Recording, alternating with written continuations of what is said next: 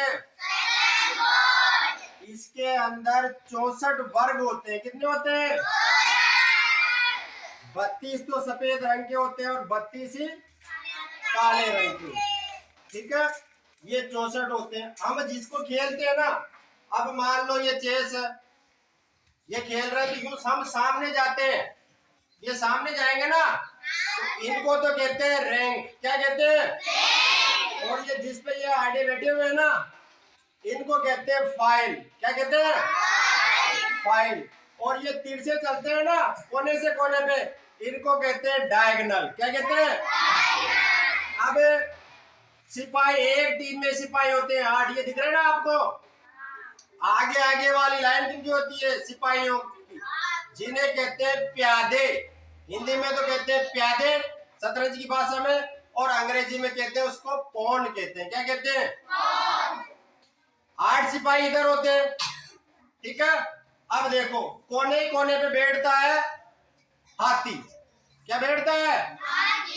हाथी को कहते हैं रूप। क्या कहते हैं? रूप।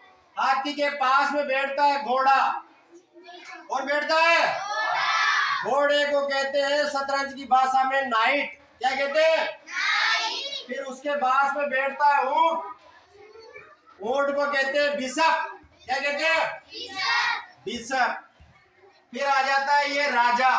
ऊपर जिसके प्लस का निशान बना है ना, वो होता है राजा। कौन होता है? किंग। राजा होता है, उसके पास में बेटी होती है उसके दाएं तरफ, जिसे कहा जाता है क्वीन। क्वीन मतलब होता है रानी भी होती है, और उसको वजीर भी कहते हैं। क्या कहते हैं? वजीर भी कहते हैं उसे, है ना। फिर उसके पास में वापस इधर आ जाता है ऊंट, घोड़ा और हाथी। तो कहने का मतलब एक टीम के अंदर 2 हाथी, 2 ही घोड़े, 2 ऊंट, 1 राजा और 1 वजीर और 8 सिपाही होते हैं। कितने होते हैं? वैसे ही उनके जो विरोधी टीम होती है, 8 प्यादे होते हैं, जिन्हें कहते हैं सैनिक या पौन कहते हैं। और वैसे की वैसे ही कोने पे तो 2 हाथी रहते हैं, उनके बाद में 2 घोड़े आ जाते हैं, फिर 2 ऊंट आ जाते हैं, 1 वही राजा और 1 वजीर। ठीक है, तो टोटल एक टीम के पास में कितने सदस्य होते हैं? 16। कितने होते हैं? और दूसरी टीम के पास में होते हैं 16। तो दोनों के कितने हो जाएंगे? 32 कोटियां होती है। कितनी होती है? एक शतरंज पे केवल 2 व्यक्ति खेल सकते हैं। कितने खेल सकते हैं? अब इनकी चाल देखो, चाल क्या क्या है। पहला है अपना प्यादा। आगे के जो सिपाही है सैनिक, उनको कहते हैं प्यादा। क्या कहते हैं? प्यादा अगर पहली चाल चलता है तो वो 1 या 2 कदम ले सकता है। 1 भी चल लेगा यहाँ से और 2 भी चल लेगा, केवल पहली चाल में। और हमेशा वो 1 ही चाल चलेगा। अगर पहली चाल में हम उसको 2 खाने चलाना चाहे तो 2 चल सकता है, और 1 चलाना चाहे तो 1 भी चल सकता है। ये बात ध्यान रखनी है। फिर दूसरा अपना हाथी। क्या होता है? ये रहा हाथी। ये हाथी चलता है प्लस के निशान की तरफ। अब जैसे ये यहाँ आती है, सीधा जाएगा यहाँ तक, इसमें संख्या नहीं होती भाई कितने खाने जाएगा। ये जाकर यहाँ केवल एक विरोधी को मार सकता है, एक दुश्मन होता है उसको मार सकता है। लेकिन ये ध्यान रखना है, वो हमेशा सिपाही को कूदकर या किसी अन्य खिलाड़ी को कूदकर नहीं जाता है। दूसरा आता है अपना घोड़ा। क्या आता है? घोड़े की एक विशेषता है, वो किस प्रकार चलता है? एल शेप में 2.5 कदम चलता है। कितना चलता है? 2.5 कदम। 2.5 कैसे चलेगा? जैसे ये घोड़ा है, ठीक है, तो 1, 2 और 2.5, या तो इधर दाएं तरफ या 1, 2, 2.5, है ना। ये पीछे भी 2.5 चलता है। अभी यहाँ हो तो 1, 2, 2.5, ये पीछे भी चलता है। केवल सिपाही पीछे नहीं आते, जो होते हैं ना प्यादे पीछे नहीं आते, और सारे जो पीछे वाली लाइन के हैं वो वापस बैक में भी आ सकते हैं, जिनकी चाल है ना।